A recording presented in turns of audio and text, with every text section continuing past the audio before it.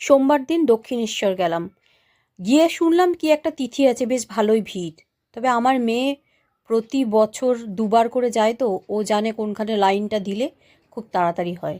তো আমরা পুজো টুজো দিয়ে নিয়েছি, আর একটু প্রসাদ তো খেয়ে নিলাম, কারণ বাড়ি থেকে তো কিছু খেয়ে যায়নি, না খেয়ে পুজো দিলাম। আর ওখানে একটু খেয়ে তারপর আসবো, মোটামুটি সময় লাগবে। তাই আমরা একটু প্রসাদ খেয়ে তারপরে আমরা হাঁটা দিলাম। ওই দিক থেকে জুতো টুতো নিয়ে নিলাম, যা পার্স টার্স মোবাইল টোবাইল রাখা ছিল ওই দিকটায়। তারপরে আমি একটুখানি মন্দিরটা দূর থেকে প্রণাম করে এবার বেরিয়ে যাব।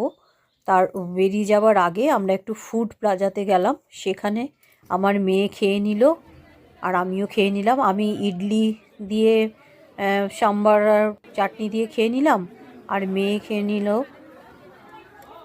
ওর তো অয়েলি খাবার বেশি ভাল লাগে। আমি বললাম ধোসা বা ইডলি এসব খা, খেলো না।